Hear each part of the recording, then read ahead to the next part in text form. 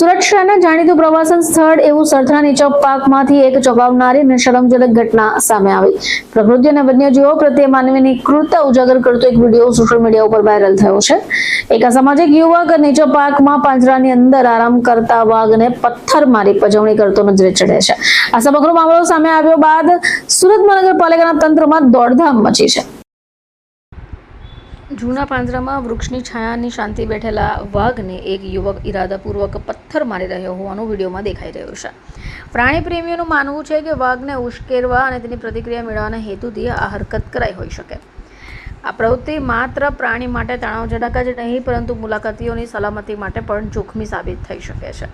આ ઘટનાનો વધુ ચિંતાજનક પાસો એ છે કે જ્યારે યુવક હરકત કરી રહ્યો હતો ત્યારે આસપાસ અન્ય લોકો પણ હાજર હતા, છતાં એને કોઈ સમજાવવાનો પ્રયાસ નહીં કર્યો.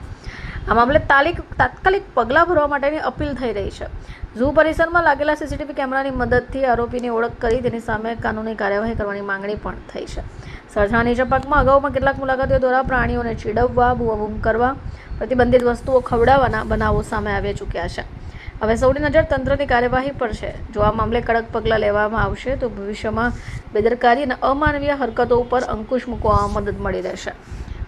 જી સર, એક વાઘને કોઈ પથ્થર માર્યો છે કે આજે સોશિયલ મીડિયા પર એક વિડીયો વાયરલ થયેલો છે જેમાં કોઈ મુલાકાતી છે ઇન્ટેન્સલી વાઘને પથ્થર મારી અને એને કર્ણગત કરતો દેખાઈ રહ્યો છે. એટલે લગભગ આ જે વિડીયો છે શનિવારના મુલાકાતી દ્વારા કરવામાં આવેલો છે અને એ તમામ ઝૂમાં પ્રાણીઓ છે એ લોકો વાઇલ્ડ લાઇફ પ્રોટેક્શન એક્ટ હેઠળ એને સંરક્ષણ મળેલું છે અને આવું કૃત્ય કરનાર સામે દંડનીય જોગવાઈ છે. હમણાં તો જે રોડ સાઈડના મુલાકાતીઓ માટે અમારા સીસીટીવી કેમેરા લાગેલા છે એનું સીસીટીવી ફૂટેજ મંગાવીએ છીએ અમે અને એમાં આઈડેન્ટિફાય થયા પછી જ્યારે બી એ માણસ પકડાશે ત્યારે એની સામે વાઇલ્ડ લાઇફ પ્રોટેક્શન એક્ટની જોગવાઈ પ્રમાણે દંડની અને બીજી બી કાર્યવાહી કરવામાં આવશે.